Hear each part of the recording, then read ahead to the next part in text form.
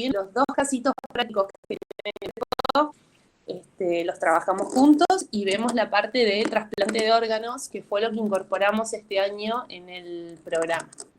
Así que vamos a tener eso como novedad la clase que viene. Bueno, arrancamos entonces. Cualquier cosa, recuerden que yo no los estoy viendo como en el Zoom, no los tengo chiquititos al costado de mi pantalla, veo mi pantalla nada más, así que cualquier cosa activo los micrófonos y me interrumpen, ¿sí? Porque no los voy a ver sino si me levantan la mano o escriben por el chat. Esta unidad número 8 va a tratar de abordar lo que son aspectos bioéticos y jurídicos de la atención del paciente en proceso irreversible de muerte o altamente invalidante. Y quizás lo primero que tendríamos que preguntarnos es por qué la bioética reflexiona sobre estas situaciones, sobre estas materias. Y una primera respuesta la podemos encontrar en el hecho de que en los últimos años, ¿sí? Cuando hablamos de últimos años hablamos de las últimas décadas, la muerte comienza a darse en contextos fuertemente tecnologizados, que son contextos hospitalarios, y altamente despersonalizados, ¿sí? A diferencia de lo que ocurría en otros momentos, en otros siglos, donde la persona fallecía en un contexto hogareño, rodeado de su familia, sus afectos, hoy la mayor parte de las muertes se dan en contextos hospitalarios, atravesados por la tecnología. Esta situación, que en algún punto conlleva una despersonalización de ese proceso de muerte, hace que la bioética entonces empiece a reflexionar sobre estas situaciones, que nos van a interpelar en distintos aspectos, ¿sí? O en distintos planos. Desde el punto de vista personal o familiar, seguramente cuando llegamos a esas situaciones o tenemos algún familiar o allegado en ese tipo de contextos, nos preguntemos o aparezca la pregunta de cómo queremos atravesar nosotros nuestro final de vida, ¿sí? Si queremos llegar, no sé, subsistir el último tiempo conectados a tecnologías de soporte vital. Si es así, ¿cuánto tiempo nos gustaría estar en ese contexto? Si fuera un familiar nuestro, ¿nos gustaría que esa persona permanezca en esas condiciones? Desde un punto de vista idiosincrático o cultural nos obliga a reflexionar acerca de lo que entendemos que es la muerte, ¿sí? Cómo debería desarrollarse, qué entendemos que es la vida, cómo juega el concepto de calidad de vida en todo esto y cómo juega la autonomía de la voluntad de las personas en estos escenarios. Sobre la utilización de recursos públicos también va a aparecer la interpelación, ¿sí? Esto quizás es un poco más duro, un poco más frío, pero la pregunta subyacente está: ¿cuántos recursos el Estado debiera destinar a sostener, ¿sí? Quizás artificialmente, la vida de las personas cuando no hay otro tipo de respuestas, cuando no hay probabilidades de recuperación o cuando esas probabilidades son muy escasas? El tema de asignación y gestión de recursos públicos está también detrás de estos planteos. Y sin duda para ustedes que van a ser futuros médicos, la pregunta más importante que los va a comenzar a interpelar tiene que ver con la concepción histórica de la medicina y el objeto de la medicina, ¿sí? O el objetivo primordial, porque tradicionalmente la medicina fue vista como una profesión que se encargaba de curar y salvar personas. ¿Y qué hacemos entonces cuando nosotros nos formamos durante toda una carrera universitaria para curar y salvar personas y nos encontramos frente a situaciones en las cuales ya no hay nada más para hacer en ese sentido, ¿sí? En el sentido de salvar y curar? ¿Qué hacemos cuando esos objetivos que creíamos posibles o para los cuales nos formamos ya no son posibles? ¿Cómo reconducimos nuestra labor profesional? Y en ese contexto, entonces, o en esa línea reflexiva, aparecen los planteos de la bioética hacia el final de vida o cuando los pacientes atraviesan situaciones altamente invalidantes. Nosotros vamos a ir viendo a lo largo de la unidad determinadas figuras que se conectan con estos temas y vamos a llegar también, la clase que viene, como ya les decía, al tema de trasplantes de órganos, que lo colocamos este año en esta unidad. Lo primero que vamos a tratar de marcar es esta noción del derecho a una muerte digna, porque nosotros venimos haciendo un abordaje bioético basado en derechos humanos, entonces para entender un poco en qué consiste este derecho a una muerte digna y cómo aparece reflejado en la legislación argentina. Es el derecho a decidir voluntariamente cómo, cuándo y dónde ponerle fin a la propia vida sin sufrimiento cuando la ciencia médica nada puede hacer para curar una enfermedad mortal. Esta idea o esta noción de muerte digna apareció muy implantada en la Argentina. De hecho, si ustedes por ahí le preguntan a la gente si saben que existe una ley de muerte digna, algunos le van a decir que sí, otros le van a decir que no, pero no terminan de comprender cuál es el alcance con el que la muerte digna está receptada normativamente en la Argentina. Y la ley que consagró este derecho es esa ley 26742, que es una ley bastante cortita y lo que hace es modificar algunos artículos de la ley de los derechos del paciente. Esta ley se sanciona justamente a raíz de un caso que fue muy sonado, no sé si ustedes lo conocen o no, que es el caso de Marcelo, y se me fue el apellido, una persona... ¿Cómo? El 10, Romy. 10. Marcelo Díez, se me generó un blanco mental, gracias chicos. De paso, Romy, ya que te cortaste, sí. Te aviso que viste que vos me habías pasado un enlace. Sí. Al cambiar a la compu se me fue, así que cuando puedas me lo mandás antes del video. Dale. Marcelo Díez fue una persona de Neuquén, ¿sí? Que tiene un accidente muy grave cuando era joven, 20, 30 años tenía, y queda en un estado vegetativo persistente. Ustedes tienen para leer el caso en la revista de bioética patagónica que tienen indicada la bibliografía obligatoria de esta unidad. Léanlo porque es interesante.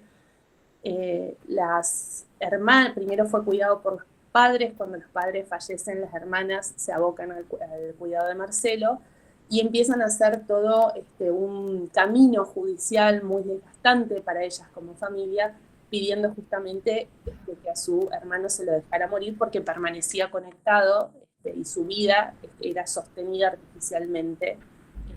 Entonces ellas empiezan a manifestar esta idea de que Marcelo hubiese querido otra cosa y cuál era la voluntad de Marcelo en ese sentido. El caso llega a la corte, es resuelto por la corte, pero bueno, es resuelto por la corte después que se instalan los debates. Esto pasa en el año, me parece que entre el 2010 y el 2012, y los debates ya habían llegado a este planteo, esta necesidad de reforma, se estaba discutiendo en el Congreso y se sanciona esta modificación justamente como para reforzar la idea del consentimiento informado. ¿Sí? Nosotros cuando hablábamos del derecho a la autonomía, a la libertad y del consentimiento informado, hablábamos que este consentimiento implicaba la posibilidad de aceptar o rechazar terapias. Pero esta idea de rechazar terapias cuando el rechazo implica como consecuencia el fallecimiento del paciente, y ahí era donde se generaban las discusiones, ¿sí? Hasta qué punto es viable admitir que un paciente rechace un procedimiento cuando eso le va a provocar la muerte. Y entonces, en esa línea, se sanciona esta ley un poco para reforzar la idea de que el rechazo podía ser el rechazo a cualquier tipo de terapia o tratamiento. Y entonces, la ley lo que va a hacer es justamente especificar que los pacientes pueden rechazar un procedimiento quirúrgico, la reanimación artificial, la hidratación o la alimentación, e incluso requerir el retiro de las medidas de soporte vital cuando sean extraordinarias o desproporcionadas.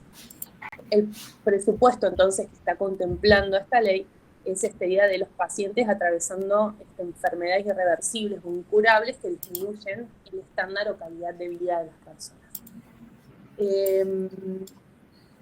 Me parece que nada.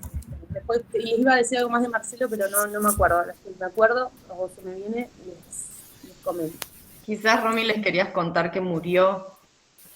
Murió, sí. O sea, que el proceso fue larguísimo, como 20 años, y al final terminó muriendo. Antes de que el que muere, la paradoja es que sale la ley antes, y la corte, cuando llega a resolver, él fallece unos días antes, o como decir una semana antes. Es muy loco lo que pasa, porque como que él fallece y después sale el fallo de la corte. O sea, como que para cuando sale la resolución de la corte, ya él ya no estaba más, nunca lo pudo ver. Pero bueno, todo el proceso que lo llevó, y sobre todo el proceso de las hermanas, atravesando distintas instancias, y dieron muchas notas en los medios de comunicación, justamente concientizando sobre esta idea, así como sensibilizar un poco los procesos de invalidantes y de muertes de las personas, ¿sí? Porque pareciera que si no la solidaridad o la moralidad o la empatía con el otro se da solamente a partir de sostener un cuerpo con vida, y quizás eso es lo que termina en definitiva siendo deshumanizante para el otro. Entonces, esta idea de repensar los procesos de vida a partir del concepto de calidad de vida fue lo interesante de este caso, que en Argentina derivó en esta ley. Otra figura que aparece estrechamente vinculada al tema del derecho a la muerte digna va a ser el tema de los cuidados paliativos. Y ahí hay una frasecita que, les soy sincera, no sé de quién es la autoría, porque cuando busqué aparecían distintas páginas con distintos autores diferentes atribuyéndose la paternidad o la autoría de esta frase, pero me pareció que valía la pena porque un poco refleja lo que es el corazón o el núcleo de los cuidados paliativos. Dice: el acto médico debiera curar a veces, aliviar frecuentemente y confortar siempre. Y un poco esta es la idea que está detrás de los cuidados paliativos. Para la OMS implican este cuidado activo total de los pacientes cuya enfermedad no responde al tratamiento y se centra por tanto en el alivio del dolor y del sufrimiento en la fase final de vida. ¿Sí? La idea central que atraviesa los cuidados paliativos es el confort o reconfortar tanto al paciente como a su familia. Algunos de los objetivos que persigue este tipo de terapias tienen que ver con mejorar la calidad de vida de los pacientes y las familias que se enfrentan a enfermedades amenazantes para la vida, y fíjense que entonces que acá en este primer objetivo aparece claramente identificado el doble receptor del cuidado paliativo. No es solamente el paciente, sino también la familia.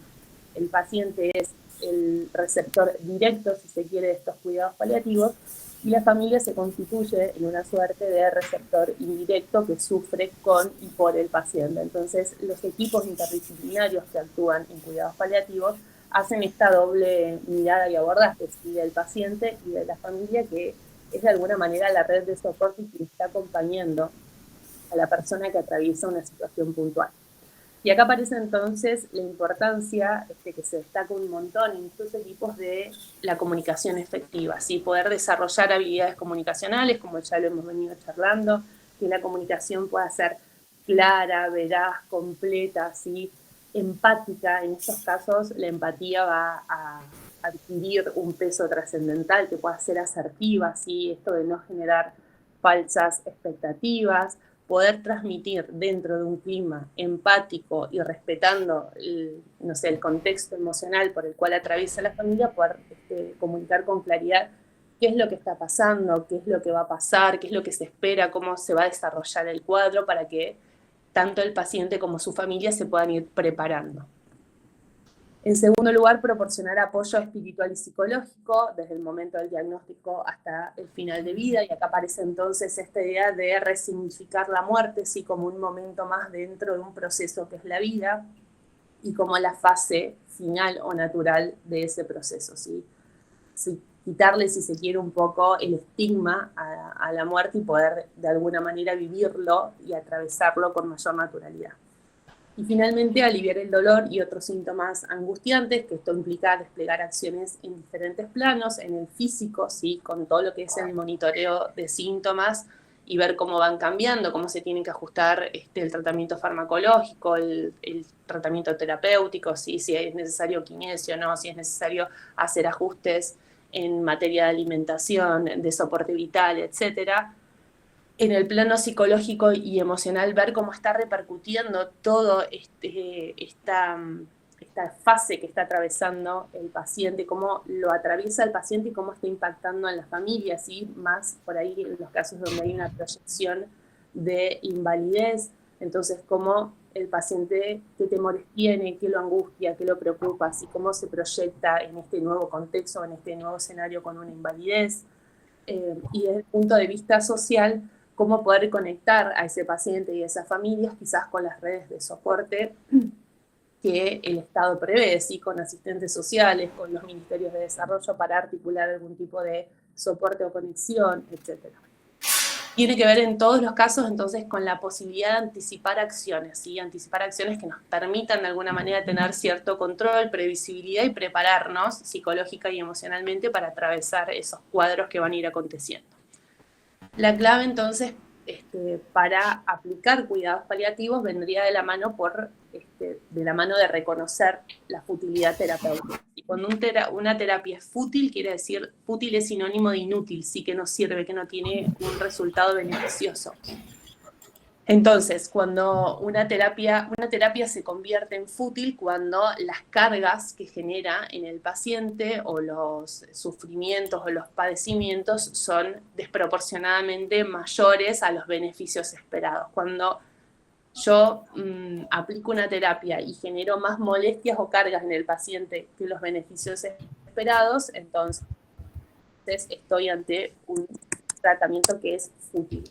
Ahí es donde debería entrar, entonces, el cuidado paliativo para reemplazar justamente esa terapia. La terapia ya no debería, esa terapia que va a ser fútil no debería tener lugar, no debería aplicarse y debería entrar en su reemplazo esta idea de los cuidados paliativos. Y siempre evitar el encarnizamiento terapéutico como la futilidad lleva al máximo. Dentro de los cuidados paliativos aparece también el tema de la sedación en el final de vida, que nosotros acá lo abordamos para, más que nada, tener claridad conceptual y diferenciarla de lo que va a ser la eutanasia y el suicidio asistido, que son las dos figuras que vamos a ver ahora en un ratito, ¿sí?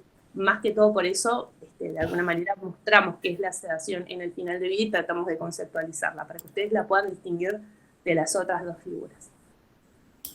La sedación paliativa tiene que ver con administrar fármacos en dosis y combinaciones para reducir conciencia con el fin de aliviar el dolor de uno o más síntomas. Puede o no ser reversible y puede ser necesaria en distintas situaciones. En cambio, la que es terminal o en agonía tiene esta característica de ser irreversible y aplicarse en esta fase final del paciente, ¿sí? Se aplican fármacos entonces para lograr un alivio del sufrimiento físico o psicológico que es inalcanzable por otras vías. Fíjense que hay una suerte de lógica de recurso de última razón o última ratio, como le dice. Es como lo último a lo cual podemos apelar para que el paciente ya deje de sufrir. Y entonces, para que deje de sufrir, lo que hacemos es aplicar un fármaco que disminuye de manera profunda la conciencia y que es probablemente irreversible. ¿Sí? En general, este tipo de sedación es irreversible. De una situación o de un cuadro en el cual la muerte se presenta como muy próxima. Esto es necesario que quede claro, si la sedación terminal no provoca la muerte, lo que provoca la muerte es la progresión natural de la enfermedad o situación que tiene el paciente. Lo que hace la sedación terminal es, de alguna manera, provocar la desconexión anticipada del paciente del entorno, ¿sí? Porque lo seda de manera irreversible, entonces ese paciente, una vez que se le aplican estos fármacos, ya no conecta más con el entorno, con los familiares, no puede interactuar, ¿sí? Y acá es donde aparece esta idea del principio del doble efecto, que es cuando yo, en busca de un efecto deseado, en este caso aliviar el dolor, genero un efecto no deseado, ¿sí? Que es inscindible, que en este caso sería la disminución de la conciencia. Pero es necesario que quede claro que en la sedación lo que provoca la muerte no es la aplicación de los fármacos, sino la progresión natural de la enfermedad o el cuadro que tenga el paciente. A diferencia de lo que vamos a ver ahora, ¿sí? ¿Hasta acá hay alguna duda, consulta, algún comentario, algo que me quieran marcar? Si hay justo, Lu, te copio esto. ¿Nada? No, por el momento no, profe. No, profe. A ver, ahí lo vuelvo a pasar al link para que veamos el videito. Entonces, vamos a ir ahora a... yo dejo de compartir pantalla. Y vamos a ver, antes de entrar en eutanasia, un video muy cortito que fue un caso que se dio en España, como para que nos actúe de disparador de lo que es eutanasia y suicidio asistido. Me dice Romy que no está disponible. Ah, ya sé por qué. Para. Pongan una musiquita de problemas técnicos. Estamos solucionando los problemas técnicos. Sí. No sé cómo sería la musiquita. No, igual, no está. A ver, porque yo lo tenía... yo lo vi ayer, salvo que lo hayan bajado hoy. Sí, está caído el enlace. A ver, lado. Para. Con el entero tampoco. Me sigue diciendo que no está. Control C, lo vuelvo a copiar. Ya no está disponible. Capaz que lo bajaron, Run. No, pero a ver, para acá está. Voy a ver si puedo compartir yo. Porque hay un espacio ahí. Hay que sumarlo para... La parte esta final, donde está la Q mayúscula. ¿Ahí se ve? Sí, ahí se ve. Ahí está. Gracias, Ani. A ver, ahí está. Lo pongo. Sí, dale. Bueno, María José, vamos a grabar este testimonio porque es muy importante.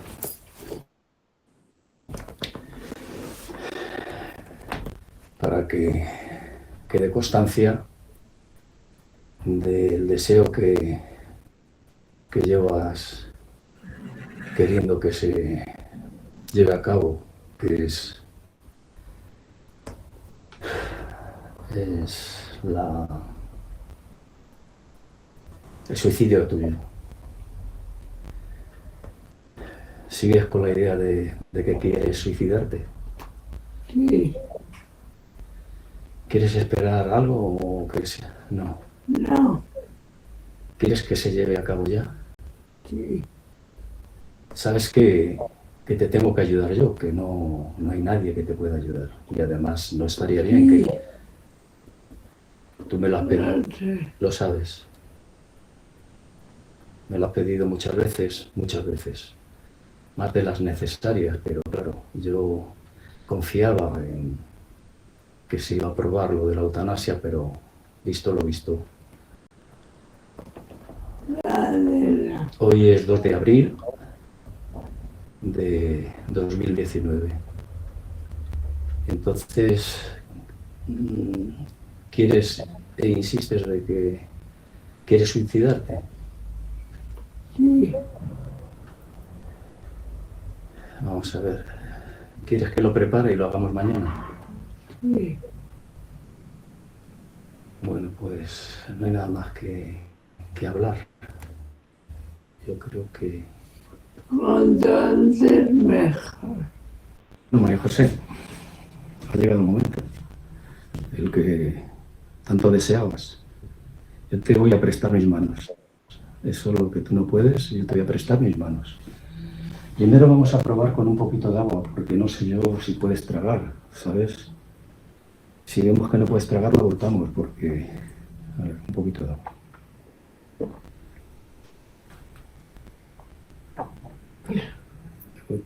¿Qué crees? Sí, Que sí. Te lo doy entonces.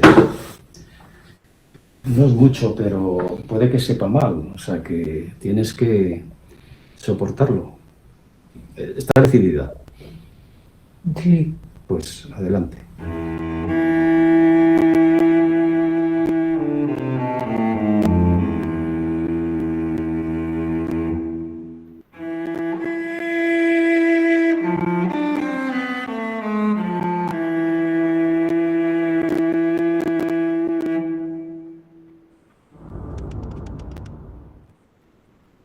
Bueno, hasta ahí el videito. No sé si conocían el caso este de María José Carrasco, o si habían escuchado algo sobre este caso, alguno similar. El otro videito que tenemos para ver se los voy a dejar porque es un corte un poco más largo, es interesante también, pero ya dura 12 minutos, así que mírenlo cuando tengan el power en Pedco. ¿Qué les pareció lo que vimos recién? ¿Alguna reflexión, algún comentario? ¿Están de acuerdo con lo que hizo el marido de María José? ¿No?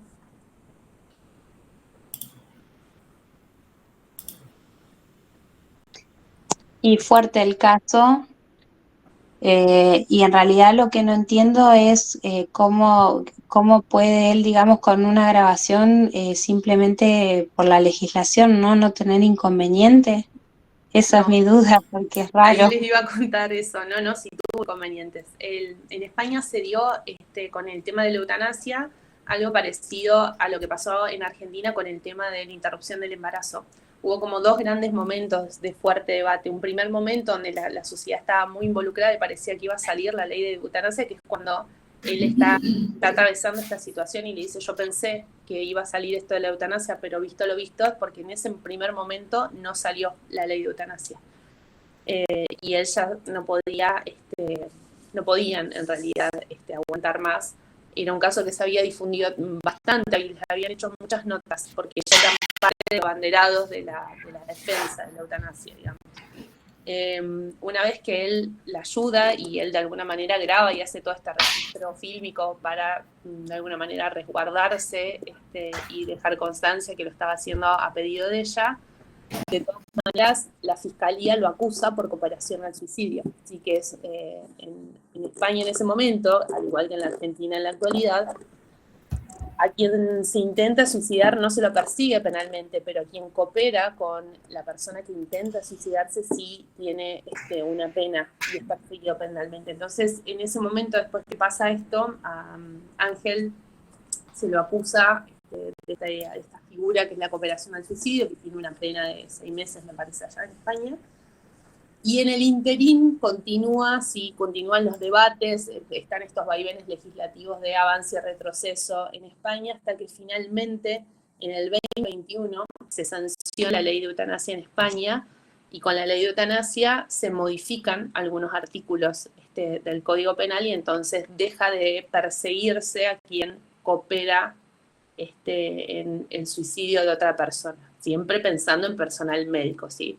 Pero un poco a raíz de la consagración legislativa de la eutanasia, la acusación que se había instado contra el marido de María José queda sin efecto y él es absuelto, ¿sí? Por justamente todo este registro que había. No quiere decir que a cualquier persona que vaya por la vida ayudando a otros a suicidarse no va a ser perseguido, ¿sí? Porque ahora vamos a ver que el tema del suicidio asistido, al igual que la eutanasia, requieren presencia de personal médico, ¿sí? Esas son las características.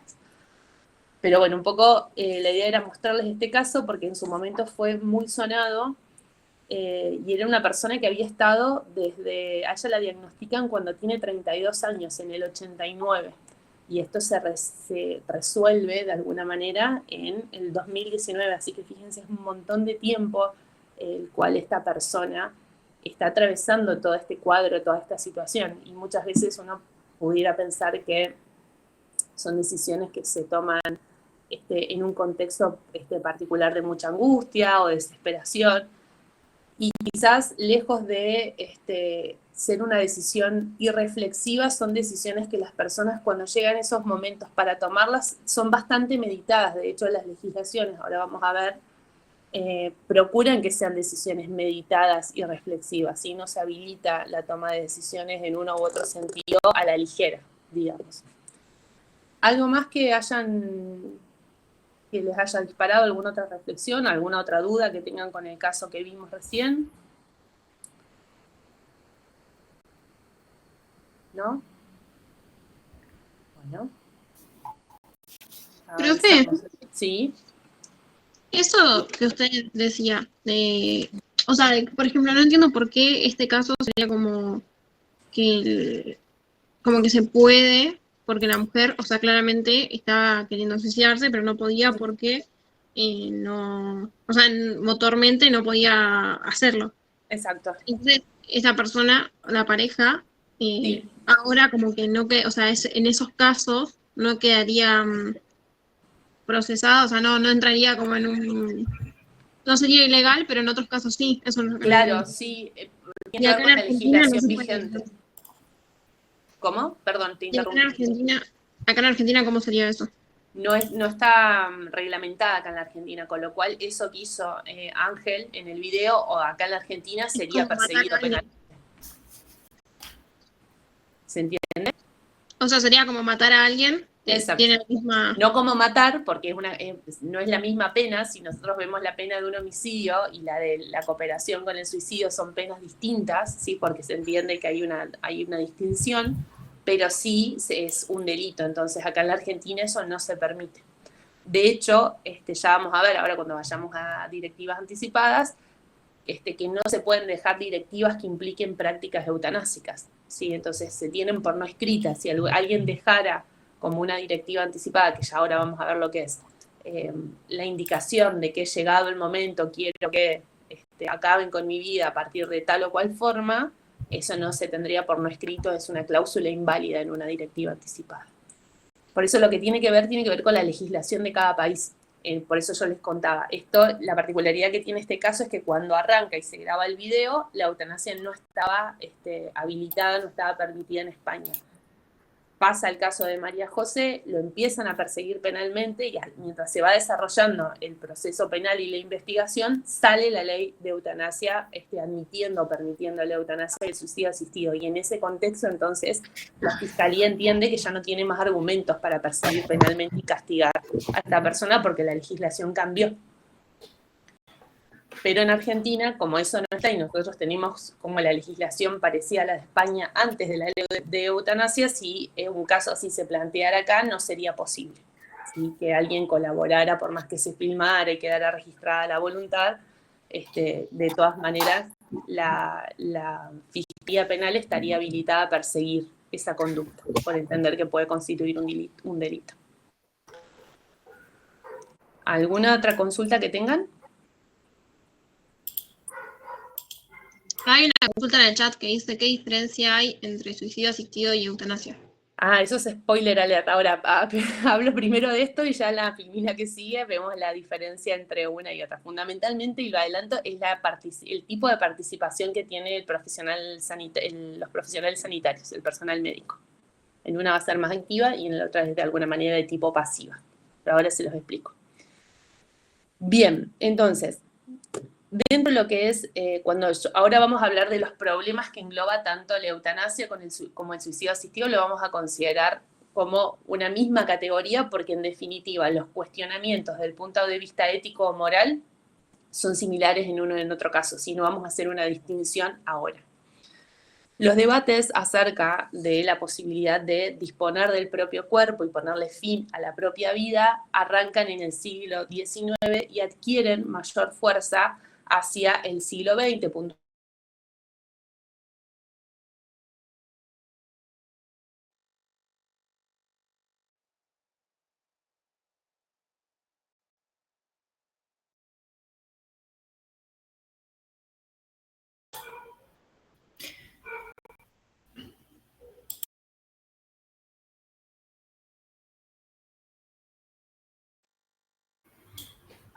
Hola, ¿me escuchan? Sí, pero no a la profe Romina. Pensé que yo me quedé. Yo también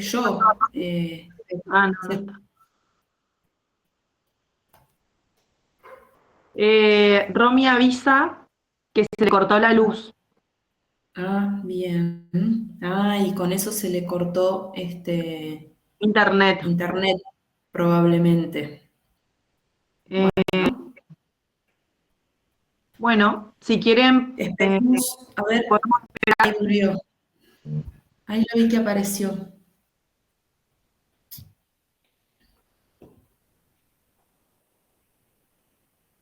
No sé, ¿tienen alguna duda hasta acá? No tenemos el power como para seguir, pero...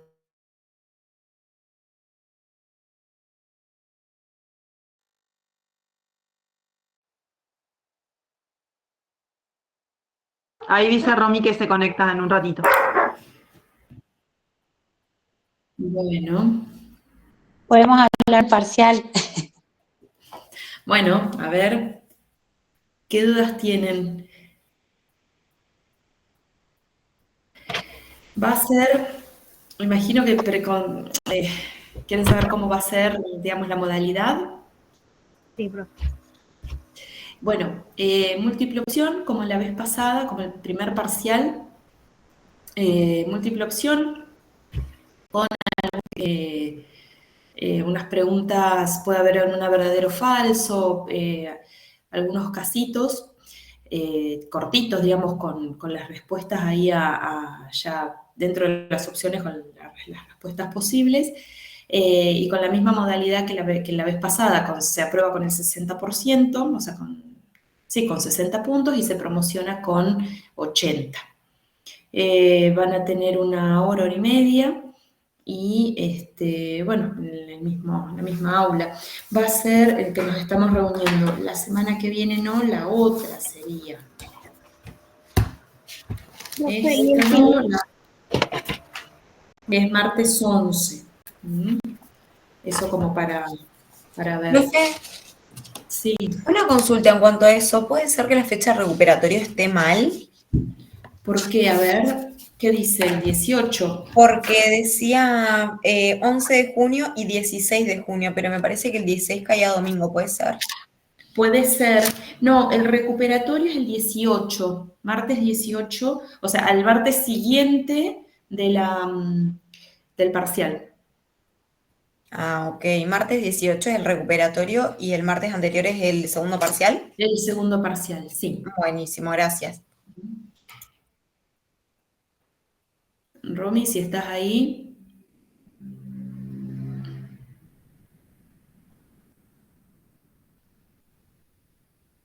¿Se habrá vuelto a cortar? A ver, ahí hay movimiento. ¿Ahí me escuchan? Sí, ahí sí. A ver, trato de compartir la pantalla, díganme si porque estoy con los datos del celu en la computadora, así que no. ¿Querés? No, ¿sabés qué? Pasámela y la podés enviar y yo te la voy pasando. Ah, dale. Ahí igual.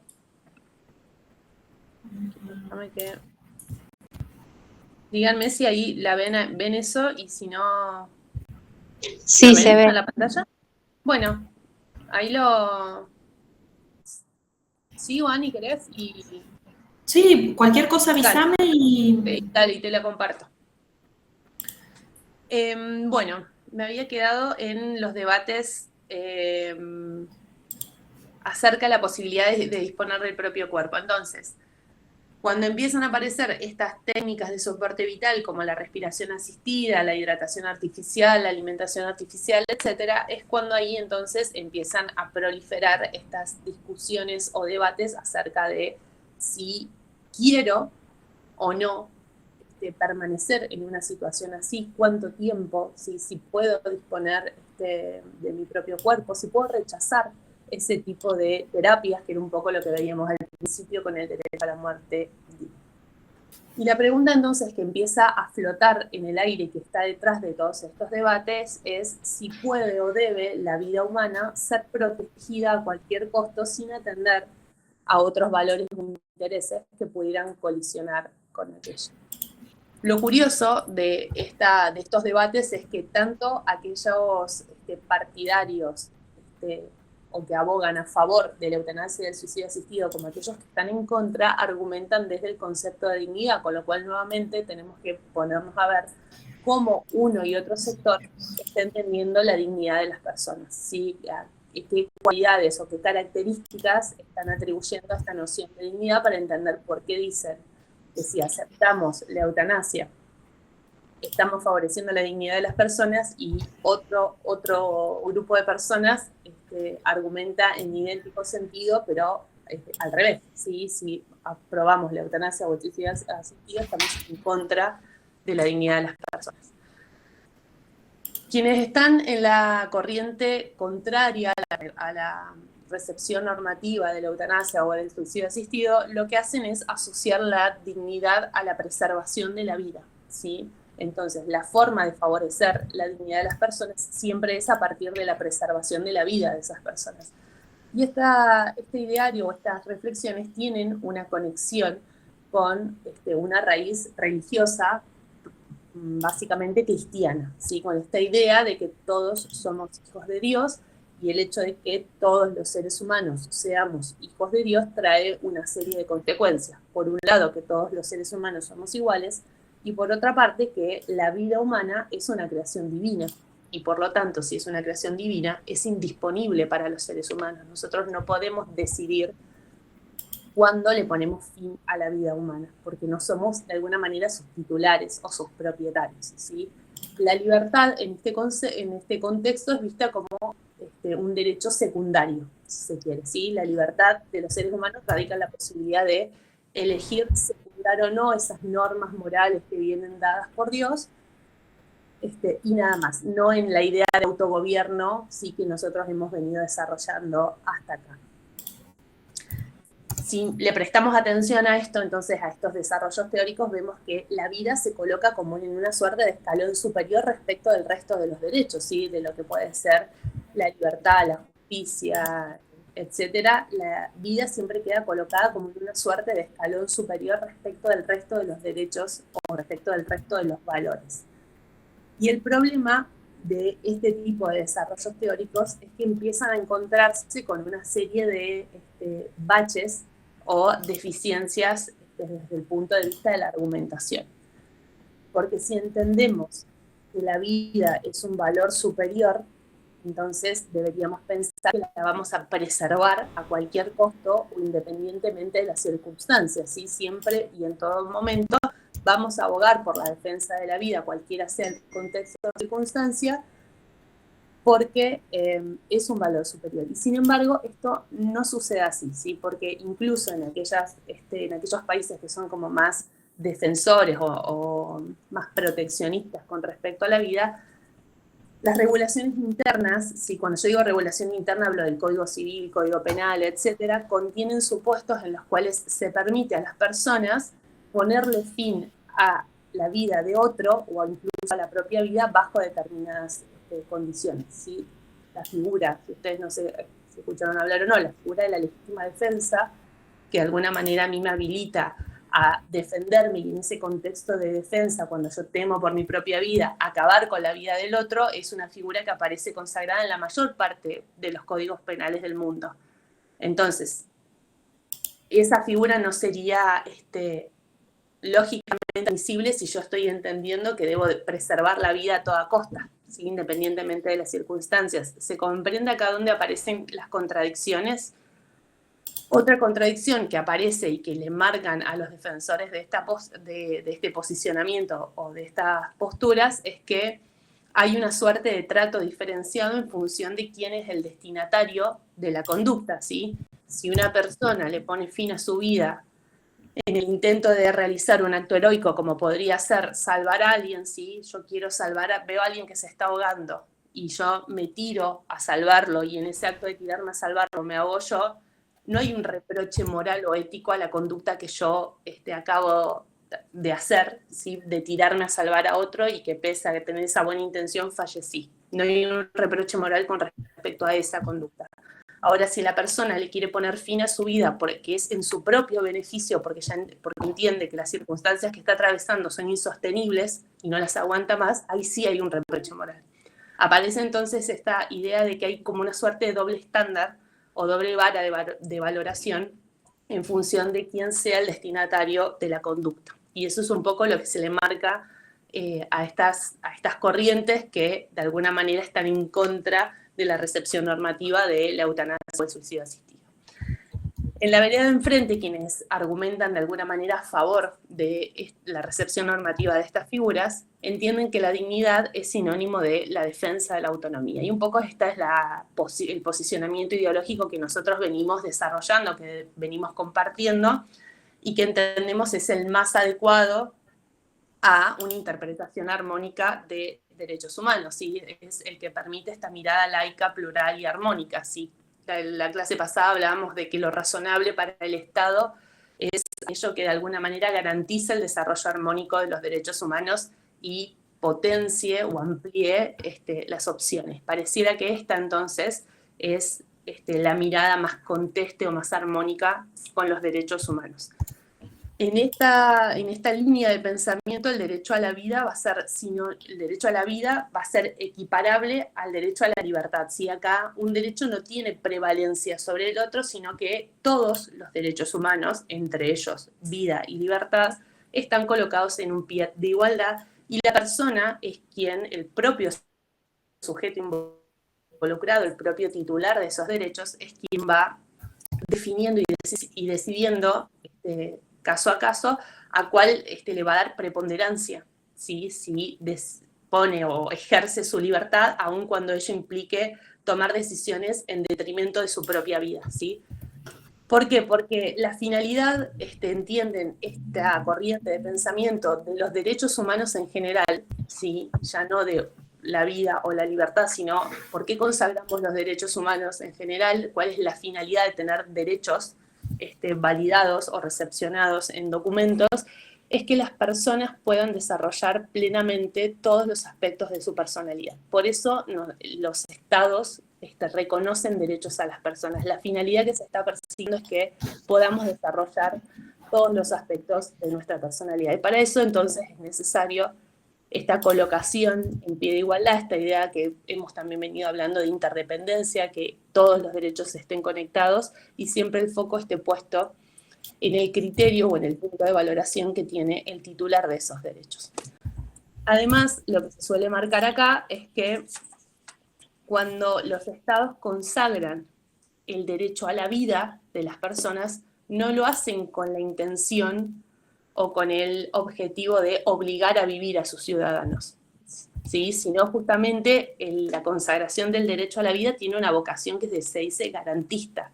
Yo consagro el derecho a la vida en un documento, como puede ser en una ley, en una constitución, en un tratado, con la finalidad de que las personas sepan que ese derecho lo tienen garantizado y que nadie que no sean ellos mismos, si ninguna otra persona, ningún tercero, los va a venir a privar de ese derecho a su vida ilegítimamente. Esa es el sentido, la finalidad que tiene consagrar el derecho a la vida.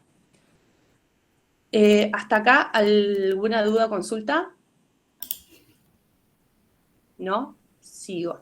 Profe, en el caso de que la persona por ahí no pueda, o no es que no pueda, por ejemplo, que una persona tome una decisión de quitarse la vida con ayuda, o sea, en un suicidio asistido, tiene que ser sí o sí bajo un padecimiento físico. Porque si entendemos la salud como algo integral, ponerle porque no quiere terminar, o sea, está sufriendo mucho por algo emocional y quiere terminar, bueno, como la mayoría de los suicidios, quiere terminar su vida ya. Eso, como profesional de salud, no en Argentina, pero en los países que está permitido, sería como que es lo mismo que si está inválido motormente. Perfecta esa intervención, muy bien estuvo la intervención y la reflexión.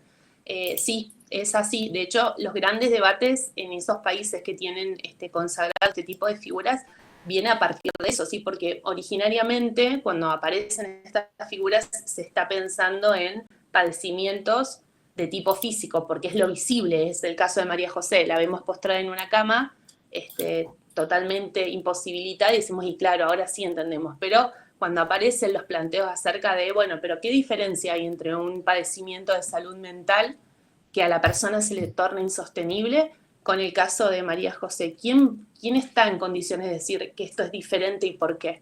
Y entonces empiezan a abrir otras aristas del debate y la mayor parte de esas legislaciones que tienen consagradas estas figuras hoy van por esa interpretación más expansiva de entender al padecimiento de salud, tanto físico como psicológico, ¿sí? Con todos los, con todos los pruritos que puede generar eso, porque son casos que a la gente le genera cierto escozor, ¿sí? O resquemor el hecho de que se estén autorizando por ahí eutanasias cuando hay un padecimiento de salud mental. Volvemos a lo que habíamos hablado en esa clase con Romy.